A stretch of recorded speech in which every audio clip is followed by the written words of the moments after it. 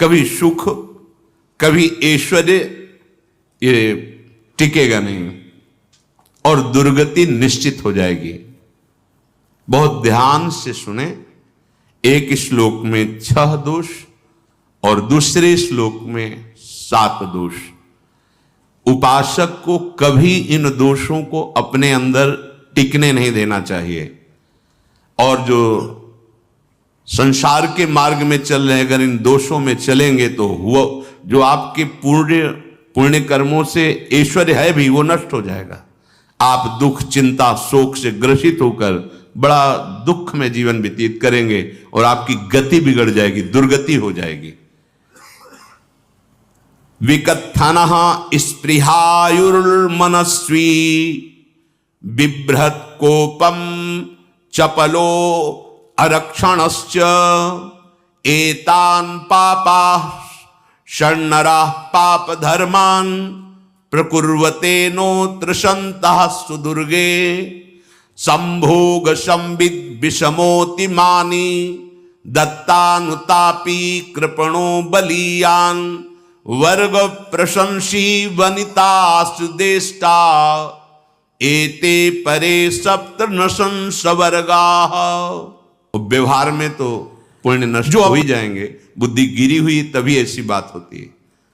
और यह दोष बहुतायत है, ये बहुत प्रभावशाली है। अपनी बड़ाई मारना, इसको देख लो, पकड़ो, सत्संग है। अपने मुख से कभी अपनी बड़ाई ना करना। अगर कोई अपने मुख से अपनी बड़ाई करता है तो उसके सुकृत नष्ट हो जाते हैं, बुद्धि भ्रष्ट माने गिर जाती, पतित हो जाती है, फिर निर्णय ठीक नहीं। अगर हमारा सारथी, हमारा ड्राइवर मूढ़ हो तो कहीं भी हमको गिरा देगा, तो वो बुद्धि भ्रष्ट मतलब गिर जाती है, निर्णय करने लायक नहीं रहती। अपनी प्रशंसा अपने मुख से करना। दूसरा, लोलुपता, ये वृत्ति नहीं होनी चाहिए। धर्म से चलेंगे, धर्म के द्वारा जो हमें प्राप्त होगा उसी से हम अपना भरण पोषण करेंगे। आपके बच्चे स्वस्थ होंगे, बुद्धिमान होंगे, परिवार में बहुत सुख और शांति होगी। भले दीपक की तरह जलो, बहुत काल तक रहेगी। लक्ष्मी जी भी आपके घर में बहुत काल, हम ये नहीं कहते कि बहुत नहीं, जितनी है बहुत सुख शांति से चलोगे।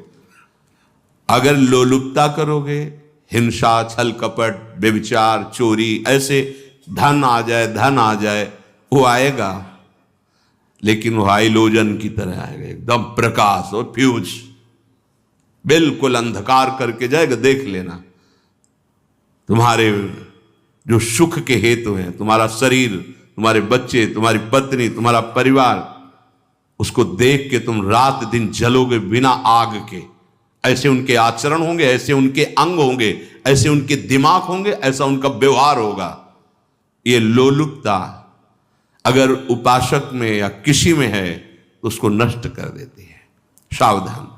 तीसरा, यदि आपका अपमान होता है तो आपको उसे सहन करना होगा, उससे आपके पाप नष्ट हो जाएंगे।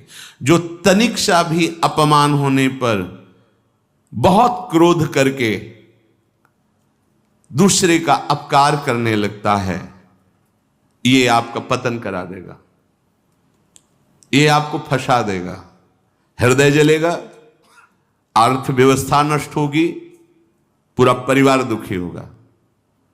जरा सा अपमान की संभावना में आप किसी से भी भिड़ गए, किसी से भी, वो ये प्रवृत्ति आपका पतन कर देगी। उपासक में तो अपमान सहना अमृत है, नीचा अपमानम सुधा, पर व्यवहार में भी ज्यादा उत्तेजित मत होइएगा।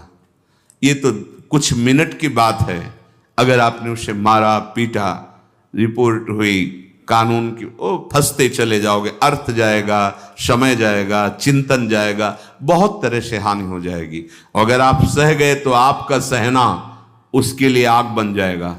उमा क्षमा साप होते भारी, तुम्हें दंड देने की जरूरत नहीं, उसका एक कर्म ही उसे दंड दे देगा। आप शांत हो जाइए, आप सत्संगी हैं, आप शांत रहिए। चौथा, निरंतर क्रोध और उसका चिंतन। बैठे बैठे बस द्वेषियों का चिंतन ही हो रहा है, अंदर क्रोध का चिंतन और द्वेषियों का चिंतन ही हो रहा है। द्वेष भरी बातें, द्वेष भरे क्रियाएं, उन्हीं का चिंतन करके जलते रहना क्रोध से। उपासक को तो क्रोध करना ही नहीं चाहिए, बहुत शांत। ठीक है, अभ्यास में कभी क्रोध हो सकता है, उसको फिर समन करो, अंदर से प्रायश्चित जैसा कि अब गलती हुई, आगे नहीं करेंगे।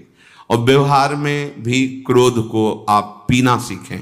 अगर बार बार आपका क्रोध प्रकट होता ही रहेगा, आपका स्वभाव बिगड़ जाएगा, आपके पुण्य नष्ट हो जाएंगे और आपका जीवन नष्ट हो जाएगा। देने वाला उतना दे देगा, आपको आनंदित रहो, पैसा खर्चा सब पूरे जीवन का विध्वंस मचा दिया क्रोध ने। कहीं भी आप देखो, किसी से क्रोध करके देखो, फिर देखो तुम्हारा भजन चल रहा है, तुम्हारी वो आनंद वृत्ति है नहीं, जलोगे और वो जलन और गुस्सा दिलाएगी और वो बैठे बैठे जलोगे नहीं। ये क्रोध जो है, ये चाहे व्यवहार में हो चाहे परमार्थ में, दोनों की हानि करने वाला है।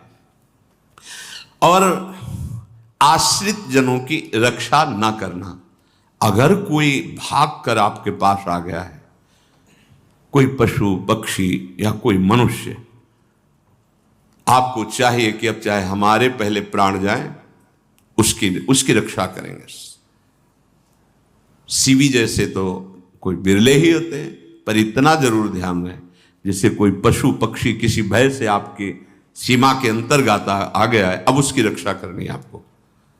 अगर आप स्वयं मार देते हैं या मरवा देते हैं, या आपके सुकृत नष्ट कर देगा, या आपकी दुर्गति का कारण बन जाएगा।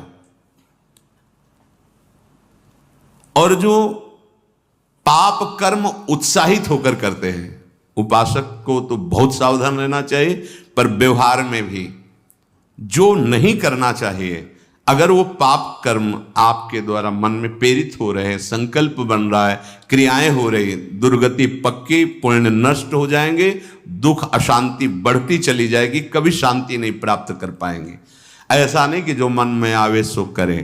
पापाचरण निडर और उत्साहित होकर करना, अगर ऐसे लक्षण है, निश्चित दुर्गति होती है। ये 6, अपनी बहुत बड़ाई करने वाला अपने मुख से, लोलुपता, तनिक से अपमान में सहन ना करने वाला, निरंतर क्रोधी और आश्रित जनों की रक्षा न करने वाला, और निडर हर्षित होकर पाप कर्म करने वाला। दूसरे श्लोक में 7 है, 6 7। 1, संभोग का ही चिंतन करना, संभोग में ही मन लगाना, संभोग दूसरी स्त्रियों के साथ करने की भावना रखना। संभोग पहला है, संभोग। रात दिन बैठे बैठे बस यही चिंतन करना, गंदी बातों का, गंदी बातें देखना, गंदी बातें सुनना, गंदी बातों का चिंतन करना। फिर अन्य माताओं बहनों के प्रति काम दृष्टि से देखना, कोई आ जा रही है तो दृष्टि से, काम भाव से देखना, भोग बुद्धि से देखना, निश्चित पुण्यनाश दुर्गति। बड़े बड़े उदाहरण इतिहास में हैं जिन्होंने ऐसा दृश्य नेत्रों से देखने की चेष्टा की, मन में संकल्प किया भोगने का, नष्ट हो गए, चाहे वो कितने बड़े प्रतापी हों। ये दुर्योधन कोई साधारण थोड़ी है, भगवान व्यासदेव जी के द्वारा ही तो भगवान व्यासदेव जी ही इसकी उत्पत्ति का कारण है।